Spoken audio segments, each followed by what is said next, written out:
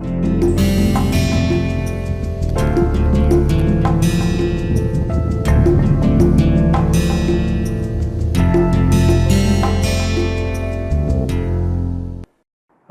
welcome to another module in this massive open online course. So, we are looking at example problems for convex optimization. Let us look at another problem, that is on quadratic optimization. Alright, so we are going to look at solving, and this arises fairly frequently, that is your quadratic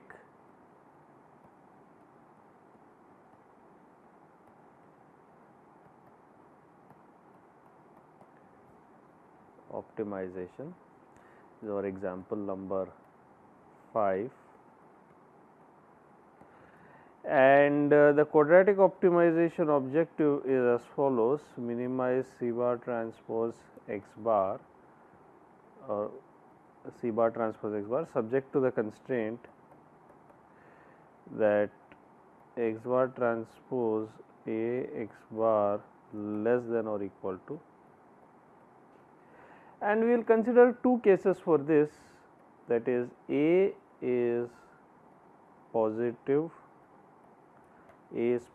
definite,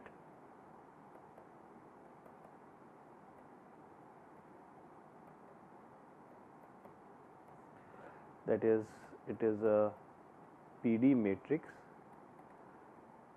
and 2, what happens, the more interesting case is what happens when A is not positive definite. Okay. So, this is minimize C bar transpose x bar subject to the constraint x bar transpose A x bar is less than or equal to 1. Now, what happens in this scenario? Now, let us start with case 1. Your A is positive definite. When A is positive definite, you can write A as L transpose, and where L is, you can also call this as the square root of A. Alright, this is obtained by a Cholesky decomposition. Alright, so any positive definite matrix, for that matter also positive semi definite matrix, can be decomposed as L transpose. For a positive definite matrix, in addition, this L is invertible. Okay, so for PD,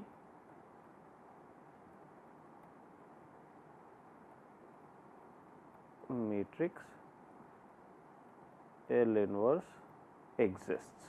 Okay, so positive semi definite L inverse might not exist because some of the eigenvalues might be 0. Okay, and what happens then? What you can do? It's very simple.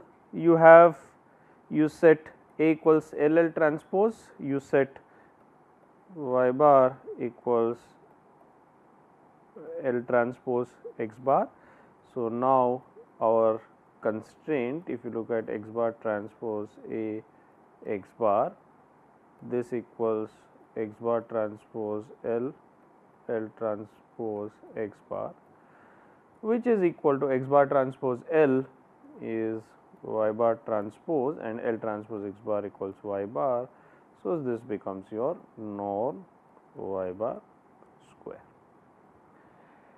and well, of course, we have set y bar equals L transpose x bar. If you look at this basically implies that x bar, remember we said L is invertible. So, this is L transpose inverse y bar, which is simply written as L raised to minus t y bar. This is L transpose inverse. Okay, and therefore, C bar transpose, so the objective function C bar transpose x bar becomes C bar transpose L transpose inverse y bar, which is L inverse C bar transpose y bar, and you can set this as C tilde transpose y bar. Okay. So, what is C tilde? Well, C tilde equals L inverse C bar. Okay. And therefore, we have recast the objective, we have recast the constraint in terms of y bar. Now I can write the optimization problem as follows. I can write it as minimize, well, I can write it as minimize C tilde transpose y bar subject to the constraint norm y bar square less than or equal to 1. That is, remember, this quantity here is norm y bar square is less than or equal to 1, which implies that basically norm y bar is less than or equal to 1. And therefore, what we are asking is what is the unit norm vector y bar which has maximized, which maximizes C tilde transpose y bar, and we know the solution to this problem. The maximum occurs where y bar is the unit norm vector along C tilde. Okay, so maximum occurs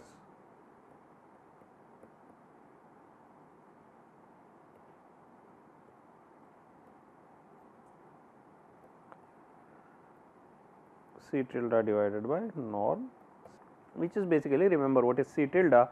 C tilde is, so you can write it as C tilde divided by C tilde transpose C tilde, because remember C tilde transpose C tilde is norm C tilde square, and this is therefore C tilde. What is C tilde? C tilde is L inverse C bar divided by L inverse C bar transpose into L inverse C bar, which is basically, if you remember, if you look at this, L inverse C bar divided by square root C bar transpose L inverse transpose or L transpose inverse L inverse C bar, which is L inverse C bar divided by, now you can write this as C bar transpose L transpose inverse C bar, and L transpose is A. So, this has an interesting structure. So, you have optimal y bar equals L inverse C bar divided by square root of C bar transpose A inverse C bar. Okay. And now, what is the optimal x bar? Optimal x bar, remember, is L optimal x bar, if you remember, is L transpose inverse y bar, which is equal to L transpose inverse L inverse C bar square root of C bar transpose A inverse C bar. Now, if you look at this, this is nothing but L transpose inverse, which is nothing but A inverse. So, this is A inverse C bar divided by C bar transpose A inverse C bar. So, this is the optimal value of, this is the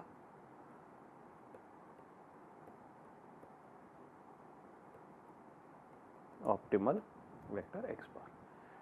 And what is the optimal value of the objective? Optimal value of objective, you take this x bar, substitute in the objective. Okay. So, optimal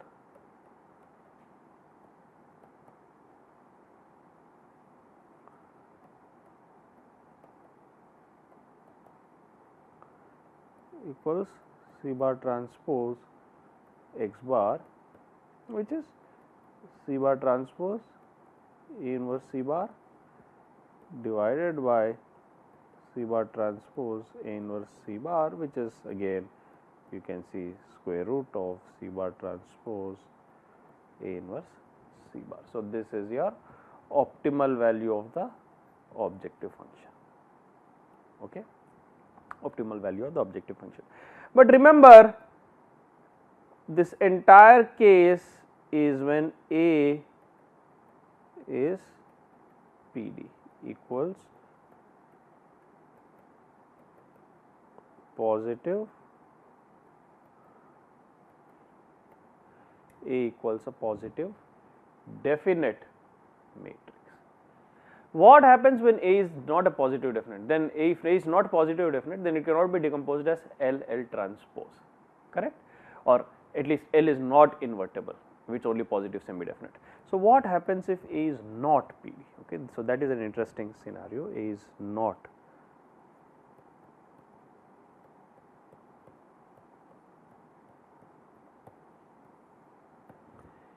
A is not positive definite.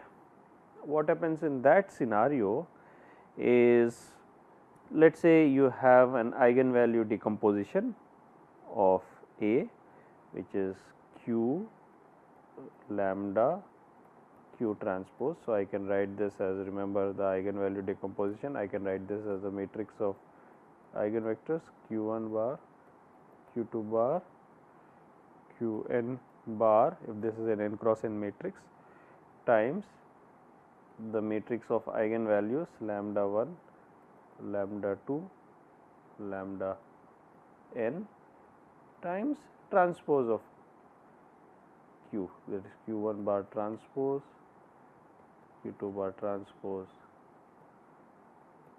Qn bar. So, this is your Q, your diagonal matrix of eigenvalues lambda, and this is your Q transpose, and this is basically your matrix of eigenvectors. Okay.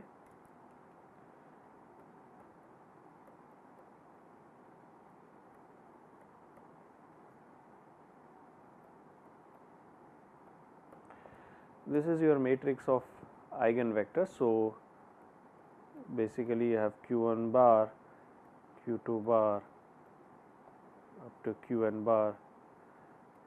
These are eigenvectors, and lambda 1, lambda 2, lambda n, these are eigenvalues. Okay, the corresponding eigenvalues.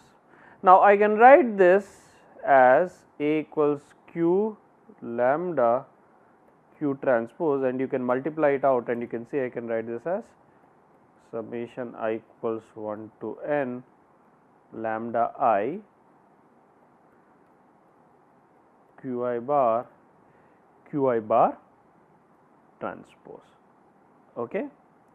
Now, since A is not PD,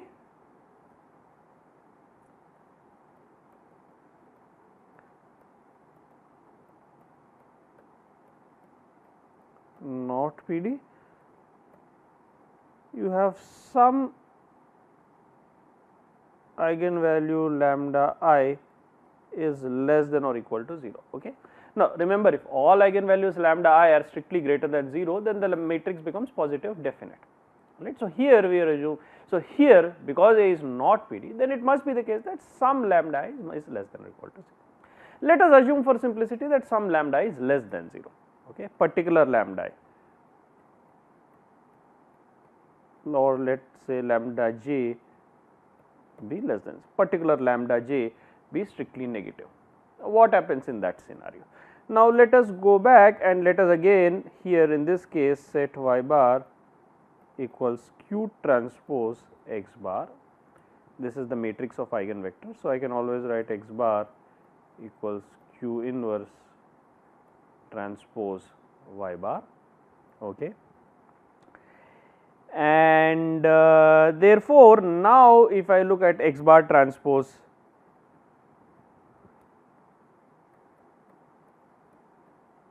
A x bar, this is equal to, well, x bar transpose Q lambda Q transpose x bar. Now, we know Q transpose x bar equals y. So, this will become y bar transpose lambda, which is a diagonal matrix, into y bar. And now, if you multiply this, you can see this is simply because lambda is a diagonal matrix. Remember, this is a diagonal matrix.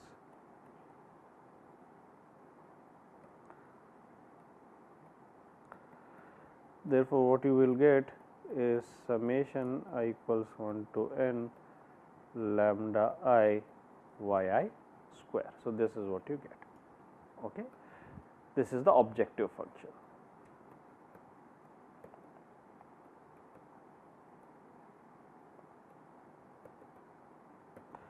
Now, similarly, what happens to the constraint? This is basically your, or this is basically your constraint. I am sorry, this is basically your constraint.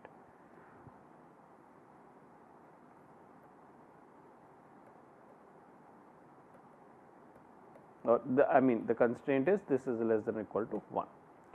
Now, what happens to the objective? Objective equals, what happens to the objective? Objective will be, well, C bar transpose x bar, which is C bar transpose Q inverse transpose y bar. Let us say this is some B bar transpose y bar, where B bar equals Q inverse C bar. Okay. And this is naturally, this is summation I equals 1 to n bi vi. So, I can recast this optimization problem. So, this is equivalent to, original optimization problem is equivalent to minimize summation I equals 1 to n bi vi subject to the constraint summation I equal to 1 to n lambda I y square less than or equal to 1. Now, we have to solve this optimization. Now we know, or we are assuming that one particular lambda j is less than 0. Okay. Since is not positive lambda. So, one particular lambda j is less than 0, all right, because A is not a positive definite matrix. Now, what happens? Now, if that corresponding Bj is greater than 0, now let us assume two cases. If Bj greater than 0, then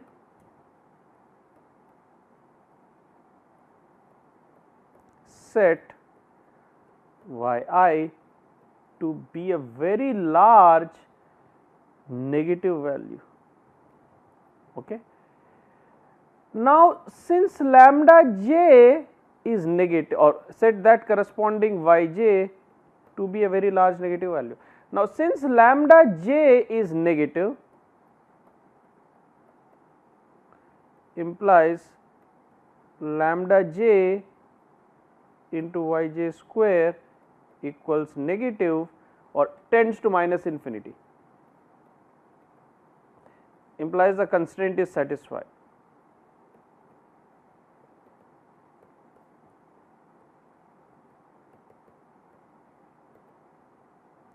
So, what is happening, because lambda j is negative, yj square is also positive, it is always positive. So, lambda j yj square, as yj is tending to minus infinity, yj square tends to infinity, right. So, therefore, lambda j to yj square again tends to minus infinity. Okay. So, the constraint is always satisfied, all right. So, this is always going to be less than or equal to 1. But if you look at the objective, the contribution of yj, this will be bi into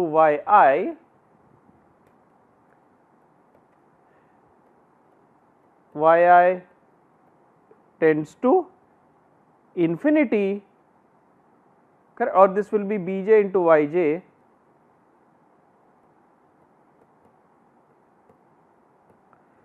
okay, yj tends to minus infinity, implies, what does the yj tends to? Well, yj tends to minus infinity, implies since bj is greater than 0, bj yj tends to minus infinity, since bj is greater than 0.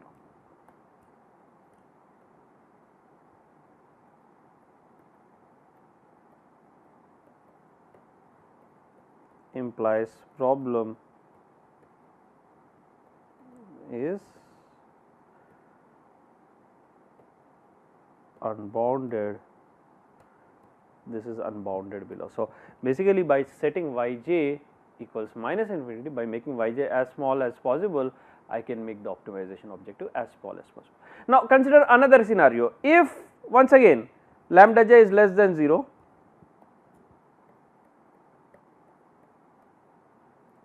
if bj is also less than 0, then set yj to a large positive value. This again implies constraint is always satisfied, because lambda j into yj is negative, which is or tends to minus infinity, but bj yj tends to minus infinity, implies again this is unbounded below.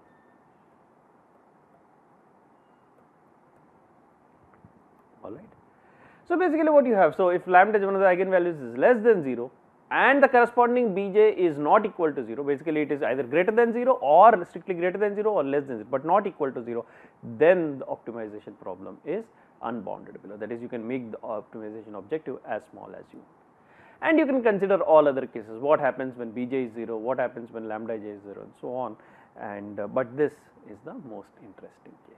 All right. So what happens when A is positive definite, what happens when A is not positive definite. So A being positive definite has a very important role to play in this problem. Right. Let us look at another example, number, and this is a very interesting example, is example number 6. So what we want to start with is, we want to start and show that if you consider any vector x bar transpose x bar, and we have x bar transpose x bar less than or equal to yz for y comma z greater than or equal to 0, well, this implies that norm x bar square less than or equal to yz. This implies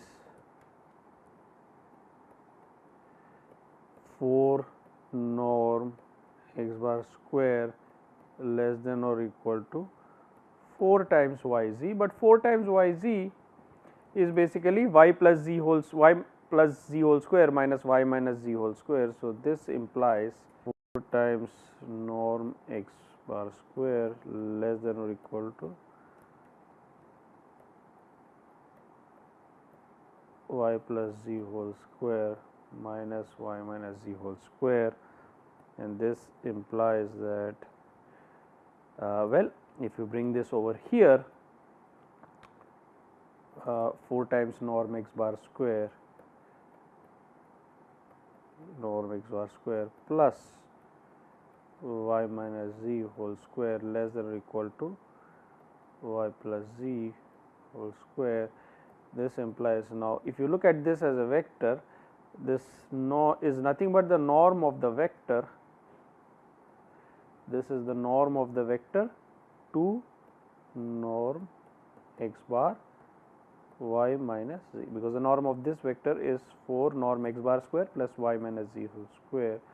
So the norm of this vector, or the 2 norm of this vector, to be more specific, is less than or equal to y plus z, because y comma z is greater than or equal to 0. That is what we have from the original constraint. Okay. So this condition is an interesting property. This condition, that x bar transpose x bar is less than or equal to yz, can be equivalently written as norm of this vector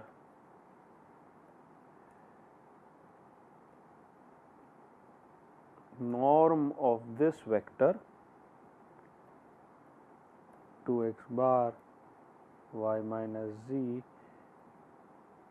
is less than or equal to y plus z, where y comma z is greater than or equal to z. Okay, so this is an equivalent condition that we have derived.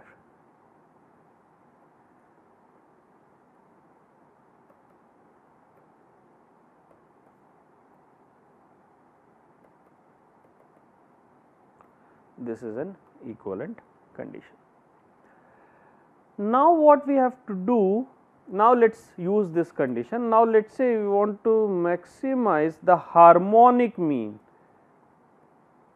that is, let us say I equal to 1 to m 1 over a I bar transpose x bar minus b I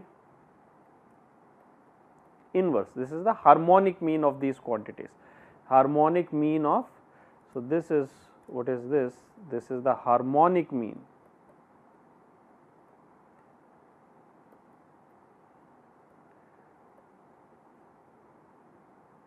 Harmonic mean of the A bar transpose x bar minus B I. So, maximize this. Now, of course, the condition here is also that these quantities are non-negative. A bar transpose x bar minus B I is greater than 0. Okay, is greater than 0. Okay. Which of course, now if you stack this in the form of a matrix, you can write this as A 1 bar transpose A 2 bar transpose A m bar transpose x bar minus B 1 B 2 up to B m greater than 0. And this implies that if you look at this as matrix A, this implies that matrix A x bar minus B bar, correct. This is component wise, this matrix is component wise greater than 0. Okay. So, this is an equivalent way of writing this. Okay. Now, maximize this quantity. Let us go back to this quantity for a moment, 1 over A bar transpose x bar minus B I inverse. This is equivalent to minimizing the reciprocal, because everything is non-negative. This is equivalent to minimizing summation 1 over m, summation I equal to 1 over m A I bar transpose x bar minus B I.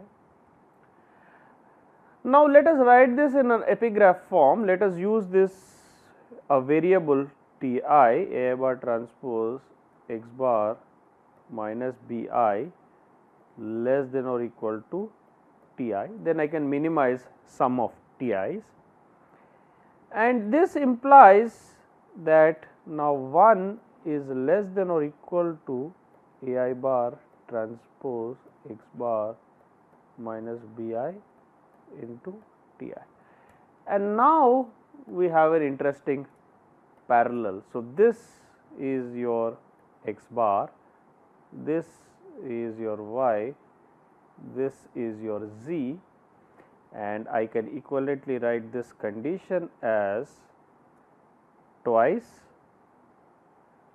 x bar, correct,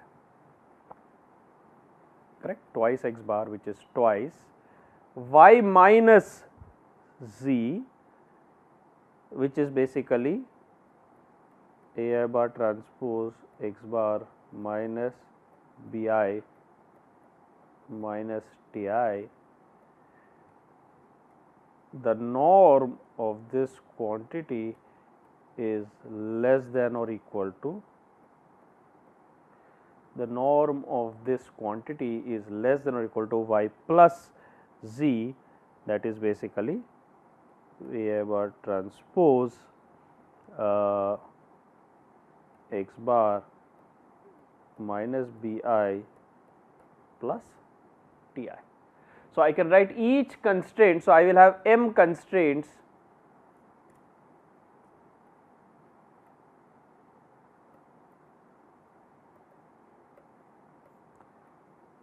one for each I, and if you look at this, something very interesting about this, you might recognize this. This is a cone, second order cone constraint, because if you look at this, is a norm of something less than or equal to something that is linear on the right. So, this is a conic constraint. So, the resulting optimization problem will be a second order cone program. So, this is very interesting.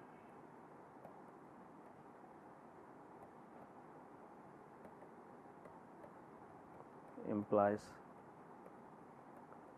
SOCP, and therefore, this can be written as the equivalent optimization problem.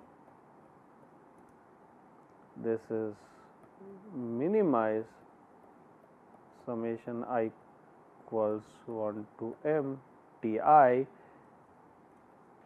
subject to the constraint that norm to A bar transpose x bar minus Bi minus Ti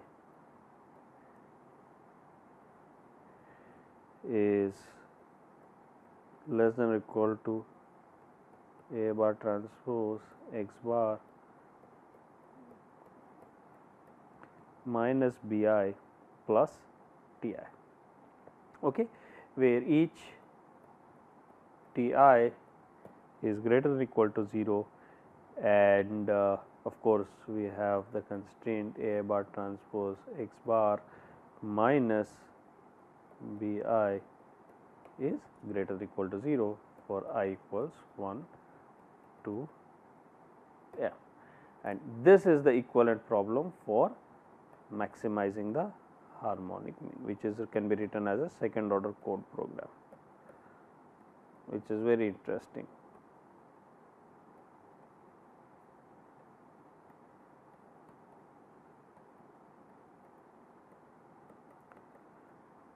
HM, and this can be written as a SOCP, that is your second order code program. So, it has a very interesting practical application. So, once you write this as a second order code program, you can use the convex solvers readily available to solve this thing. All right. Since the minimizing the harmonic mean itself, I mean, it is a complicated problem which is not very easily sort of doable using the normal technique. All right. So, by writing it as an equivalent convex optimization problem, this can be rather readily solved in this form. All right. So, let us stop here and continue in the subsequent. Thank you very much.